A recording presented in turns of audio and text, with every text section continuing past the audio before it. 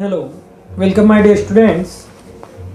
In previous lecture we have discussed about heat and its effect, in which we have discussed about what is hot, cold, and we set this degree of hotness or degree of coldness in temperature, okay, and the SI unit of temperature is Kelvin, okay. So सबसे पहले इससे पहले मैं आपको बात कर लूँ, आपको कंफ्यूजन नहीं होना चाहिए कि हमारी बुक कौन सी चल रही है. सो इन 7th क्लास मास्टरिंग साइंस करके कौन सी कोर्डोवा की कौन सी बुक है, रिवाइज एडिशन है कोर्डोवा की मास्टरिंग साइंस, है ना. सो इसी से हम लोग चैप्टर कर रहे हैं. पिछले चैप्टर में हम लोगों ने टेम्परेचर के बारे में पढ़ा और रिलेशन बिटवीन डिग्री सेंटीग्रेड और डिग्री फ़ारेनहाइट, यानी centigrade upon 5 equal to F-32 upon जो है 9 वो रिलेशन था. So today we are going to discuss about types of thermometer. Before that आपको पता होना चाहिए कि 10 सितंबर से 16 सितंबर तक आपका यूटी फर्स्ट टेस्ट होने वाला है. सो आप लोगों के फर्स्ट सेकंड थर्ड चैप्टर मैंने दिए हैं टेस्ट के लिए. ये वाला नहीं आएगा बट अपनों को चैप्टर तो कंप्लीट करना ही है. सो आप उसका अच्छे से रिवीजन करें. कॉपी में नीट एंड क्लीन आपको PDF दे दिए हैं क्वेश्चन आंसर के. अच्छे से चैप्टर को पढ़ के समझ के क्वेश्चन आंसर को कॉपी में करें और टेस्ट की तैयारी करें. चलिए देखते हैं टाइप्स ऑफ थर्मोमीटर. थर्मोमीटर क्या होता है? टेम्परेचर को मापने की जो डिवाइस होती है, the device measure to measure temperature is thermometer. So there are 2 type of thermometer. One is laboratory thermometer, another is clinical thermometer. नाम से पता चल रहा है कि एक लेबोरेटरी थर्मोमीटर एक क्लिनिकल थर्मोमीटर है. लेबोरेटरी थर्मोमीटर ऐसा नहीं है कि सिर्फ लेबोरेटरी में ही काम में आता है. किसी भी चीज़ का टेम्परेचर नापने के लिए लेबोरेटरी थर्मोमीटर का यूज़ किया जाता है. बट क्लिनिकल थर्मोमीटर जो है, नाम से पता चल रहा है ये मेडिसिनल यूज़ के हिसाब से काम में आता है क्लिनिकल थर्मोमीटर. सो इससे सिर्फ और सिर्फ ह्यूमन बॉडी का टेम्परेचर, यानी इंसान के शरीर का टेम्परेचर मेजर किया जाता है. अब दोनों में डिफरेंस क्या है? एक्चुअली थर्मोमीटर होता क्या है, पहले इसके बारे में बात कर लें. एक बिल्कुल ही पतली सी कैपिलरी ट्यूब होती है जो बीच में मैंने एक लाइन बनाई है. बहुत fine, very fine capillary tube होती है जिसके अंदर मर्क्यूरी राइज और डाउन हो सकती है. अपन आगे पढ़ेंगे कि टेम्परेचर का इफेक्ट क्या होता है. जब टेम्परेचर बढ़ता है तो चीज़ें एक्सपांड होती है, जब टेम्परेचर कम होता है तो चीज़ें कॉन्ट्रैक्ट होती है. तो मर्क्यूरी जो है जल्दी से टेम्परेचर को रिस्पॉन्ड करता है, इसलिए इसमें मर्क्यूरी डाला जाता है. मर्क्यूरी एक पदार्थ होता है ना. तो ये जब टेम्परेचर बढ़ता है तो ये जल्दी से बढ़ने लगता है, तो ये इस कैपिलरी ट्यूब में ऊपर चढ़ता है. और जब घटता है, जब टेम्परेचर कम होता है तो ये जल्दी से नीचे आता है. तो ये जो फाइन कैपिलरी ट्यूब होती है, इसके चारों ओर बहुत ही मोटा कांच का आवरण होता है ना. एक लेयर होती है जिससे प्रोटेक्टेड रहती है कैपिलरी ट्यूब. इसको बाहर कांच के आवरण को स्टेम बोलते हैं. क्या बोलते हैं? स्टेम. और ये जो अंदर बिल्कुल पतली सी एक नली होती है वो होती है कैपिलरी ट्यूब होती है. और यहाँ पर जो है मर्क्यूरी डाला रहता है, एक बल्ब रहता है जिसमें मर्क्यूरी रहता है. जब भी टेम्परेचर मेजर करते हैं यहाँ से तो ये मर्क्यूरी यहाँ से जब एक्सपांड करता है गर्मी की वजह से तो बढ़ता है, और जब कोल्डनेस की वजह से ये कॉन्टैक्ट होता है तो ये मर्क्यूरी रिटर्न आ जाता है. ठीक है. अब जो है ये तो हो गया थर्मोमीटर, इस तरीके का होता है. हम दोनों थर्मोमीटर क्या ऐसे होते हैं? नहीं, इसमें और इसमें थोड़ा सा डिफरेंस होता है. ये जो क्लिनिकल थर्मोमीटर होता है उसके यहाँ पर एक किंक होता है. क्या होता है यहाँ पर? किंक. ये किंक सिर्फ इसी में रहता है. हम कह सकते हैं कि किंक जो है सिर्फ इसी थर्मोमीटर में रहता है. कौन से वाले में? Clinical thermometer. दोनों के बीच में डिफरेंस देखो. लेबोरेटरी थर्मोमीटर जो है वेरी फाइन कैपिलरी ट्यूब रहता है, ये स्टेम से प्रोटेक्टेड रहता है. इसकी रेंज जो है -10 डिग्री से 110 डिग्री सेल्सियस तक रहता है. रेंज मतलब कम से कम कितना टेम्परेचर नाप सकता है? कम से मिनिमम -10 डिग्री, यानी 0 डिग्री पे तो वाटर भी बर्फ बन जाता है. सो ये -10 डिग्री मिनिमम इसका टेम्परेचर रहता है.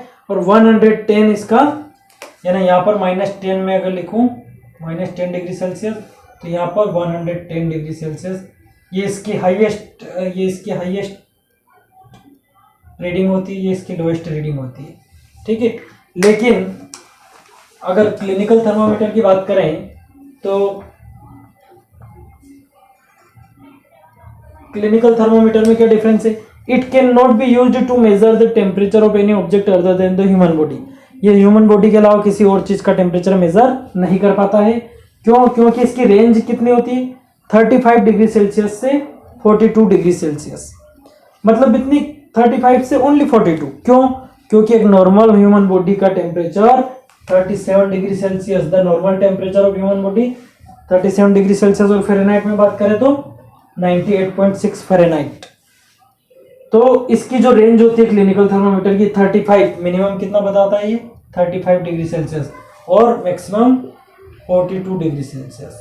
अगर फ़ारेनहाइट में बात करें तो 94 सबसे मिनिमम होता है फ़ारेनहाइट, और 108 फ़ारेनहाइट जो है हाईएस्ट होता है।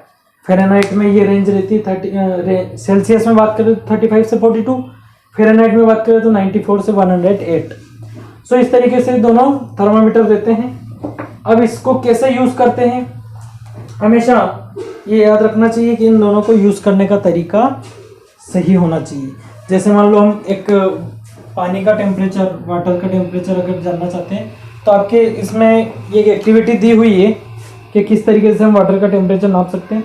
तो बीकर में उसको थर्मामीटर को, जैसे मान लो पानी का लेवल यहाँ तक है तो थर्मामीटर यहाँ तक पानी में डिप्ट होना चाहिए, ये यहाँ से इतना, ताकि वो उस टेम्परेचर को गेट करके ऊपर नीचे मर्क्यूरी हो सके।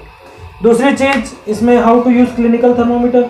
क्लिनिकल थर्मोमीटर में जो है यहाँ पर ये किंक होता है, तो हमेशा उसको सबसे पहले तो यूज़ करने के लिए उसको इस तरीके से थोड़ा सा वो मर्क्यूरी नीचे सेट हो जाए ऐसा करके, और फिर जबान के नीचे रखा जाता है ना, एडल्ट लोगों के जबान के नीचे। और जब छोटे बच्चे होते हैं बहुत छोटे तो उनके मुंह में नहीं, उसको आर्म पीठ वगैरह में रखा जाता है जहाँ से बॉडी का टेम्परेचर उसको ले सके। फिर इसमें इस किंक की वजह से क्या होता है, क्लिनिकल थर्मोमीटर में मर्क्यूरी नीचे अपने आप नहीं आती है।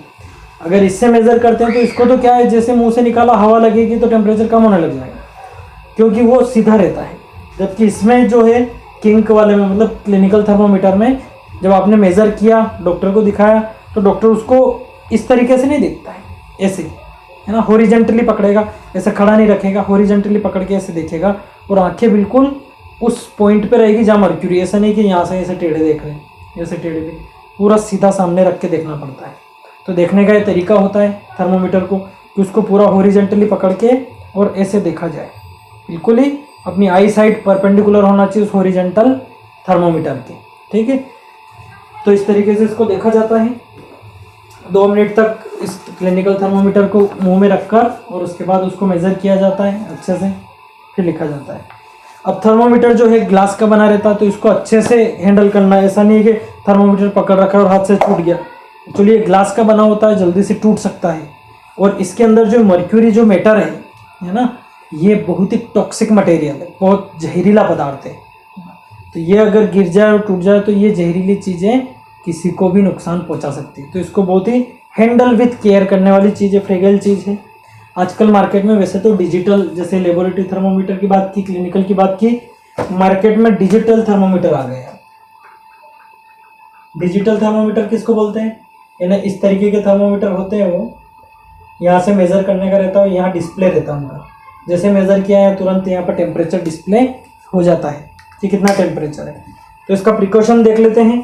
Precaution to be observe while reading a thermometer. Thermometer को यूज़ करते हुए कौन से प्रिकॉशन रखने चाहिए। Thermometer should always be washed before and after use. हमेशा उसको यूज़ करने से पहले और यूज़ करने के बाद उसको वॉश करना चाहिए। Read the thermometer by holding it. मैंने बताया आपको हॉरिजेंटली उसको पकड़ के और बिल्कुल आई साइड को परपेंडिकुलर रख के देखना चाहिए। Handle the thermometer with care, if it is hits against hard object it can break. Glass का रहता है तो वो टूटना नहीं चाहिए, कहीं कहीं टकरा के टूट सकता है। Don't hold the thermometer by the bulb while reading. और जब उसको रीडिंग कर रहे तो यहाँ बल्ब के यहाँ से नहीं पकड़ना चाहिए कि थर्मोमीटर ऐसे मेजर कर लिया और फिर यहीं से पकड़ के उसको देख रहे हैं, नहीं, उसको इधर अपर साइड से पकड़ो, क्योंकि इधर बल्ब में अपने बॉडी टेम्परेचर से उसका टेम्परेचर कम ज़्यादा हो सकता है, ठीक है।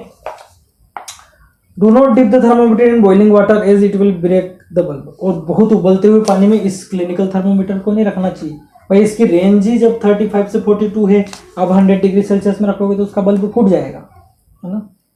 Avoid keeping the thermometer in the sunlight और नियर अ फ्लेम, इट में ब्रेक। उसको इस क्लिनिकल थर्मोमीटर को सनलाइट में या फिर गर्म फ्लेम यानी जलती हुई आग के पास में भी रखना चाहिए, ठीक है।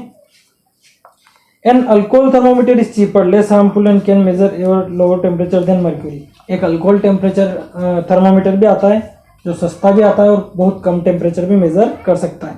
But the main disadvantage of alcohol thermometer is that it can not major the temperature above. लेकिन अल्कोहल थर्मोमीटर की दिक्कत क्या है, वो 78 डिग्री से ज़्यादा का तापमान नहीं मेजर कर सकता है, ठीक है ना।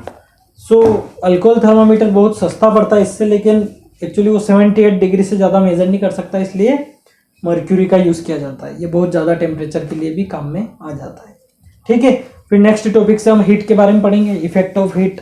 अभी हमने थर्मोमीटर के बारे में पढ़ा, आपको लाइन बाय लाइन पढ़ना है, टेस्ट की तैयारी करना है। Okay, bye.